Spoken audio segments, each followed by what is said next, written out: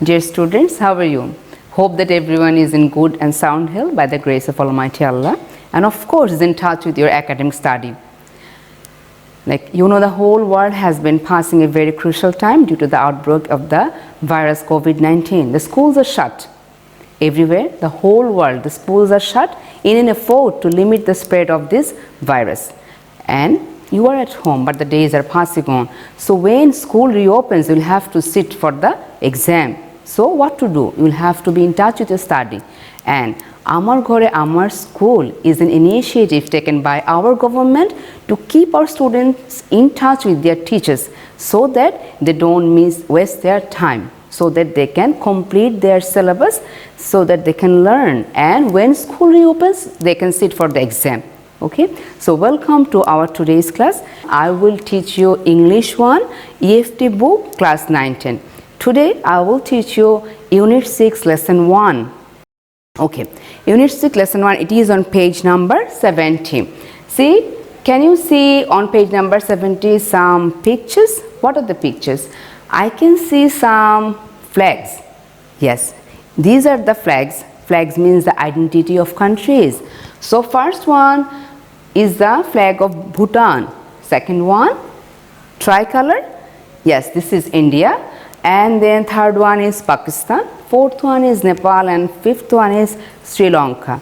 So flags simply carries the identity of each or every nation, right? So we will start with the first lesson, that is Nepal, the land of Everest. See that subtitle, the land of Everest. The subtitle tells us about that this land, Nepal, or this country Nepal, has the highest mountain in the world. Learning outcomes. What we will learn after going through this lesson?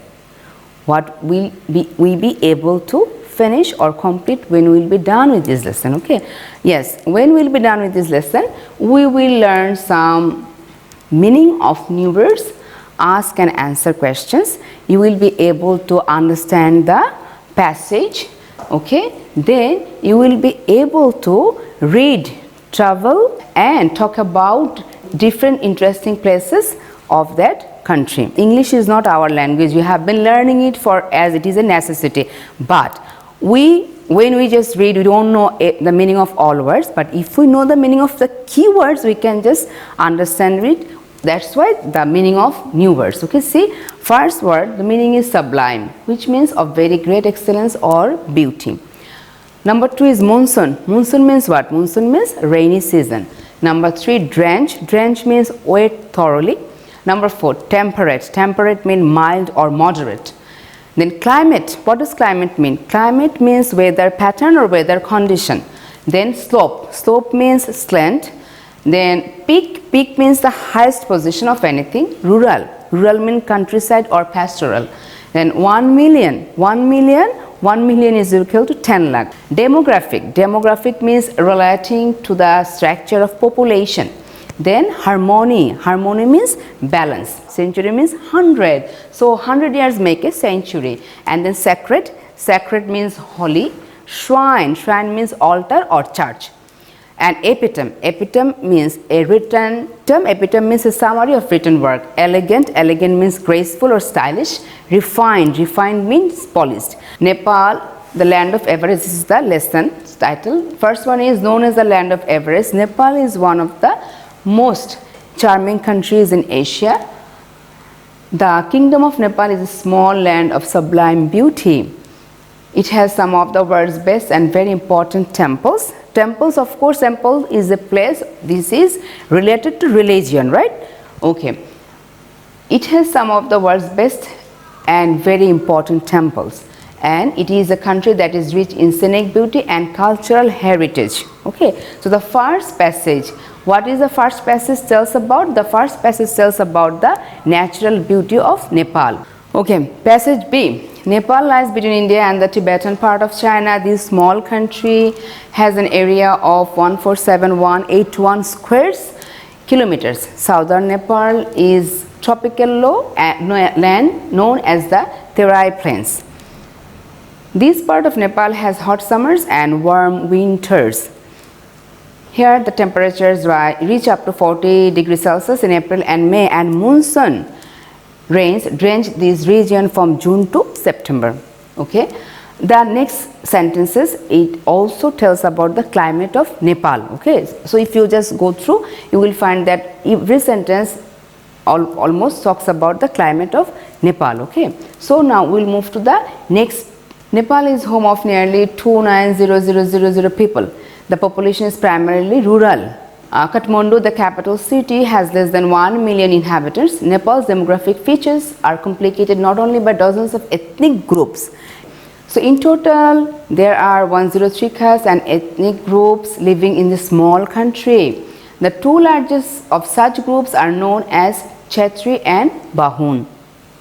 Then others include Magar, Tharu and Tamang. Newer Muslim, Gorang and Damai. About 40% of the people speak Nepali. Among other languages spoken are Maithili, Bhojpuri, Tharu and Tamang. The Nepal is a home of nearly 290000 people.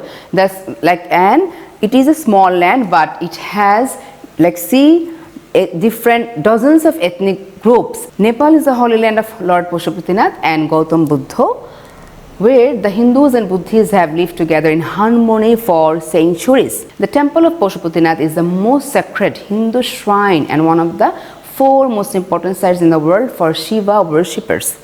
See the words, sacred means what? Sacred means holy, okay? And shrine means what? Shrine means temple or like church. See, here Lord Buddha, the light of Asia, was born in Lumbini in Nepal's southern plains, which makes this a sacred pilgrimage destination for the Buddhists as well. Do you know what does the word pilgrimage mean? Pilgrimage is a place where religious people visit to perform their religious rituals. Suppose for Muslims, people go to Makkah to perform Holy Hajj, that is their pilgrimage, right? Place that are practiced in Nepal by people who live in Nepal, Nepalese people. Okay. Number E. The Kathmandu Valley is the richest cultural heritage center of Nepal. The 3 ancient cities of the valley, Patan, Kathmandu and Bhaktapur, represent an epitome of harmony in urban design, elegant architecture and refined culture. Refined means what? Polished, okay. These cities are famous for religious monuments unequaled in the world. The 7 monument zones situated within the valley have been named as World Heritage Site by UNESCO. Number F, the last passage of this lesson. Many festivals add dazzling color to Nepal's vibrant culture, which are celebrated throughout the year. So Nepal, it has its vibrant culture, but the festivals that they celebrate, the people celebrate, it also add dazzling color to it. Okay, and see, Dasan or Dussehra is celebrated nationwide in October. Okay, and this is the most important of all Nepali celebrations and includes the biggest animal sacrifice of the year. This is celebrated in November. Other festivals include the Holi and Chaitra Dasan. Some Hindu festivals are the Buddhist celebrations too, and those include Manivridam, Buddha Jayanti and Losar, which marks the Tibetan New Year. Climate that varies from place to place. Which passage talks about climate? Passage number B. Good. This is passage number B that talks about climate. So, number 1 will go with passage B. Say number 2, a land of religious coexistence. We have already read passages. In one passage there talks about multi-religious practices. Nepalese people, they are multi-religious people and they practice in their own way in harmony. So what is that passage? What is the number of that passage? Yes, that is number D. Okay, now move to the next item. A land of high peaks and Everest. So small country with huge population. A blend of natural beauty and cultural heritage. Natural beauty and cultural heritage, okay. This is a blending, a combination. So which passage tells about that? Can you remember? Yes, I can remember. Of course, you can remember. Passage number A, paragraph A, that talks about natural beauty. Now, the temples of Nepal, Temples, I have told that temples are the places that is associated with religious practice, right? Many occasions to celebrate. There are many occasions. Just few minutes back I was talking about that Nepal, it has a vibrant culture and different occasions add color to it, right? So what is the passage number? The passage number is F, the last one of this lesson. So a rich spot of cultural heritage. Number 8. This is the heading, a rich spot of cultural heritage, and these one will go with which number passage? Cultural heritage, can you remember? Just give a quick look back what is written in number E passage. Does it match? Does it talk about cultural heritage? Yes, it talks about cultural heritage. Okay, and last 9 number is a small population with huge diversity. Diversity means what? Diversity means variety. Okay, it's a small country, but here are variety types of people. Heading will go with number C passage. Fine. So we are done with this part, like list of headings, and we will move to the next item, that is MCQ, multiple choice questions, that is on page number 73, and question number C. See, for each phrase below, choose the meaning that is closest to the meaning used in the passage. What is a phrase? Phrase is a group of words that doesn't have any verb. Find the closest meaning that goes with the given phrase, and that is of course used in the passage. Okay, so first one is tropical lowland. It's a phrase. What is phrase? Quick, yes, what is phrase? Phrase means group of words that doesn't have any verb. Verb means finite verb. Just if you think about verb, that is fine. Like that doesn't have any verb. Group of words that doesn't have any verb is called phrase. So first phrase is tropical lowland, and we have 4 options. Yes, 4 options. First one is an area of land having humid climate, a land situated on the hill, a lowland close to river, a land that lies at the foot of a hill. Which one is the closest meaning? What do you think? In MCQ part, we are at number 2, where the phrase is temperate climate. Can you remember the word meaning that was in the list? Temperate. What does it mean? Temperate means moderate. Okay, so see the options are here: a weather condition of high temperature, a moderate climate. So go to number 3. 3 is ethnic groups. Ethnic groups, what are the options for us? First option, groups based on their religious faiths. B, groups of people living in the hill tracts. C, groups having distinct racial and cultural features. D, groups who believe in Buddhism. Closest one is number C. We'll move to number 4, pilgrimage destination. First option is a sacred place where people travel to perform religious rites. B, a historical place with many old buildings. C, a tourist spot of great scenic beauty. D, the birthplace of a famous person. So first one is the correct answer, a sacred place. Already I told, and of course I believe that you have just chosen the correct one. A sacred place where people travel to perform religious rites. Okay. Last one, elegant architecture. Elegant architecture, we have same way 4 options. First one is temples of gods, graceful work of buildings, crafts, buildings of historical importance, well-designed area of cultural acts. So elegant architecture. So we have already got the 4 options, and our correct option is C, buildings of historical importance. So we have finished our MCQ part. Now we will move to number E, package tour advertisement. Return air ticket with Bangladesh airport taxes and Kathmandu departure taxes. Departure means what? What does departure mean? Departure means departure is noun. What is the verb? Verb is depart. Depart means to leave. Okay. So when you will leave Kathmandu, you will have to pay some taxes, and that taxes will be covered by the package tour. Okay. 2 nights accommodation in Kathmandu, 2 nights accommodation in Pokhara, buffet, daily breakfast and dinner. See, only breakfast and dinner, beginning and ending, no in between meal or food. Okay.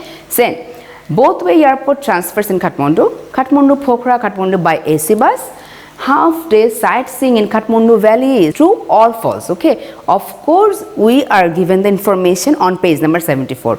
So, first statement, the package includes the cost of travelling from Kathmandu airport to the hotel in Kathmandu. True or false? What does the package tell? Yes, it is true. Okay. Number B, the tourists will be provided with breakfast, lunch and dinner. Will they be provided? Does the package cover 3 meals, or what I have said, beginning and ending, no in between meal? So, it is false. They will be provided only the beginning, that is breakfast and dinner, no in between meal, I mean no lunch. Fine. Then number C, the tourists do not have to pay extra for a half-day sightseeing in Pokhara. Sightseeing, what I have said, sightseeing means you will see the countryside in Nepal, okay? So, it is true. D, the tour operators will bear all visa-related cost. Will they cover all visa-related cost, or they will only cover the taxes, like that is, what taxes? Departure taxes. Number E, the tourists will go to Pokhara from Kathmandu by domestic airlines flights. They will be provided AC bus. Okay, so this is again false statement. Now it is time to recap what we have learned. What we have learned after finishing this lesson. Okay, we have learned, of course, we have learned some new words that are important to understand or comprehend this passage.